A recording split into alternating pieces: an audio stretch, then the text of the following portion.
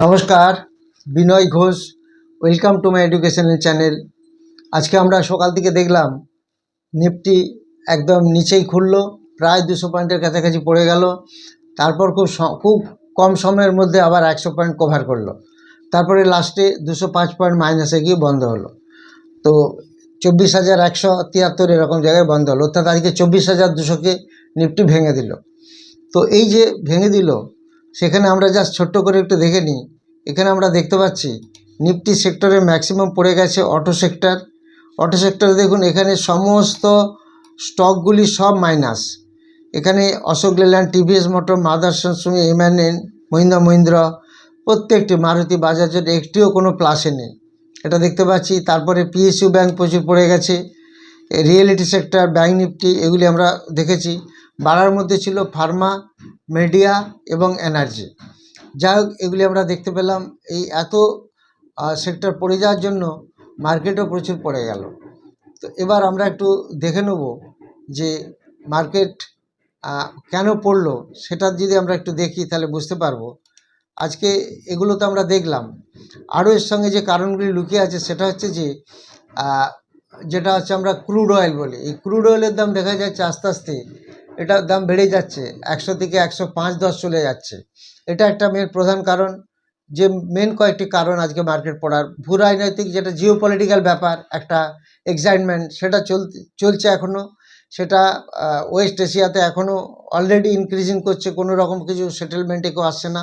এতে একটা ইনভেস্টরদের মধ্যে একটা ভীতি সঞ্চার হচ্ছে। এটা একটা কারণ, যার ফলে বাজারে বিক্রির চাপ বেড়ে গেছে। আমি সকালে ভিডিওতে বলেছিলাম যে প্রফিট বুকিং আসবে, অটোমেটিক্যালি বিক্রির চাপ বাড়বে, তখনই মার্কেট অটোমেটিক্যালি পড়বে।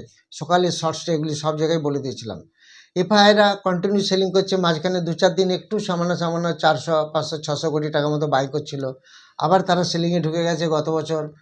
গত দিন, দ্যাট ইজ ইয়েস্টারডে, 2000 কোটির উপরে বেশি সেল করে দিয়েছে।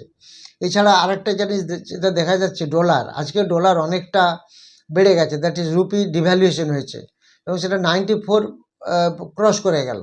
তো এই সমস্ত কারণগুলি আরও বেশি দেখা গেল, তার ফলেই সেক্টরগুলি সব ম্যাক্সিমাম পড়ে গেল। এবার আমরা যদি একটু দেখে নিই কালকে কি হতে পারে। কালকে 24 এপ্রিল 2026। কাল যেটা হতে পারে, একটা সাপোর্ট রেজিস্ট্যান্স আমরা রাখতে পারি। সাপোর্ট থাকবে অ্যাকচুয়ালি 24,000 থেকে 24,020 এরকম লেভেলে।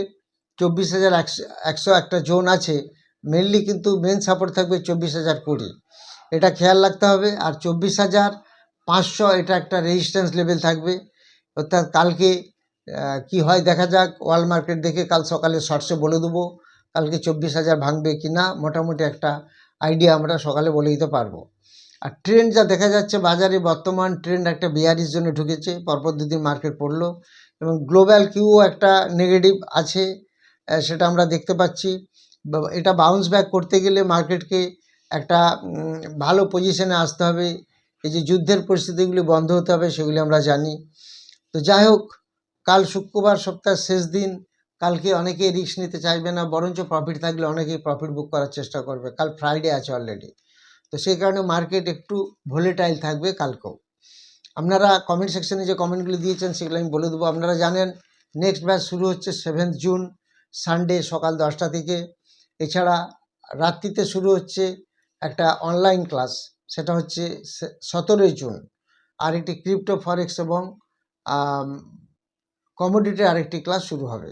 যাই হোক, যারা ইন্টারেস্টেড তারা হোয়াটসঅ্যাপে যোগাযোগ করবেন। সেখানে fundamental, technical, price action, chart pattern, candlestick সমস্ত কিছু শেখানো। এখানে বেসিক টু অ্যাডভান্স শেখানো হবে এবং 3টি কোর্স একসাথে শেখানো হবে। সেই 3টি কোর্স কী কী?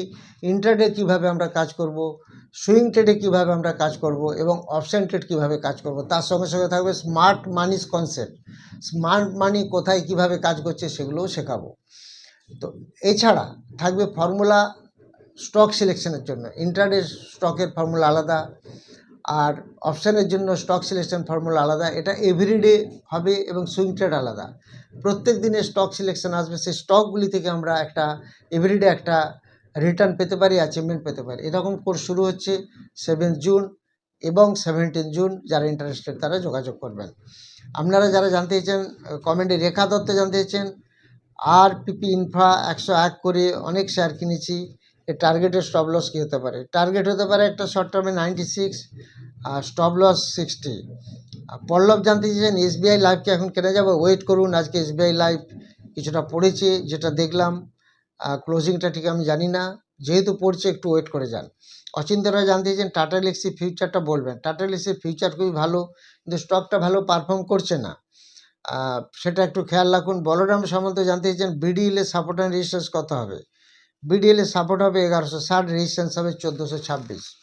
সুরজিৎ দত্ত জানতে চেয়েছেন এনএইচপিসি 82 করে কেনা আছে। ঠিক আছে, আপনি তো মোটামুটি ভালো জায়গাতে আছেন, 82 ওই রকম জায়গাতেই চলছে, কোনো অসুবিধা নেই। তুষারকান্তি বর্মন জানতে চেয়েছেন গান্ধার ওয়েল রিফাইনারি কেমন? এটা যে জায়গায় চলছে এখানে এফআইআর সামান্য একটু স্টেক আছে, ডিআইআরও খুব সামান্য, দুজনেই একটু করে হোল্ডিং কমিয়েছে, প্রফিটও কমেছে। সাগর হাজরা এবং সুজিত মহুরি জানতে চান আইআরএফসি কি ফিউচারে ভালো হবে? আইআরএফসি ফিউচারে নিঃসন্দেহে ভালো হবে, তবে এটা লং টার্মের জন্য ভাবতে হবে। কেমন? সুদীপ সরকার জানতে চেয়েছেন এলটি ফুডস কততে বাই করা ঠিক হবে?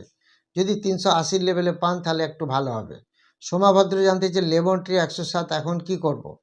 লেমন ট্রি তো একটু প্রফিটে এসেছে, কিছুটা প্রফিট বুক করার চেষ্টা করুন, কেননা মার্কেটের পজিশন তো দেখতেই পাচ্ছেন কখন কীরকম, খুব ভোলেটাইল। সুভাষ প্রামাণিক জানতে চেয়েছেন ইন্দ্রপ্রস্থ গ্যাস কি এখন এন্ট্রি নেওয়া যাবে? ইন্দ্রপ্রস্থ গ্যাসের ফান্ডামেন্টাল তো মোটামুটি খারাপ না, ডেট ফ্রি কোম্পানি প্রায় বলা যায়, প্রফিট আছে, এফআইআর কাছে 70%, ডিআইআর কাছে 23%, গভর্নমেন্টের কাছে 5% শেয়ার আছে, এই স্টকটি খারাপ না। বিতান বিশ্বাস জানতে চেয়েছেন স্টপ লস কীভাবে করবো যদি বলেন। এগুলি তো সব ক্লাসে শেখানো হয়, এইটা টোটালি প্র্যাকটিক্যাল ব্যাপার। আপনি কোনো স্টক কিনলেন, সেটা কত স্টপ লস দিবেন, রিস্ক দেওয়ার রেশিও, এইসব ব্যাপারগুলি এখানে এসে যায়। এগুলি প্র্যাকটিক্যালি টোটালি কাজ করার সময় এগুলি শিখতে হবে। মৃত্যুঞ্জয় পাল জানতে চেয়েছেন ওসিয়া হাইপার 29 কেনা আছে, এখন ওয়েট করুন, এটা পেনি স্টকে পরিণত হয়ে গেছে, এখন অনেক সময় লাগবে আর সার্কিটে চলছে। যাদব পাল জানতে চেয়েছেন নিউজেন সফটওয়্যারের কি পজিশন একটু বলবেন। এটা পজিশন মানে কি পজিশন, কিসের পজিশন, আপনাকে ডিটেলস জানতে হবে।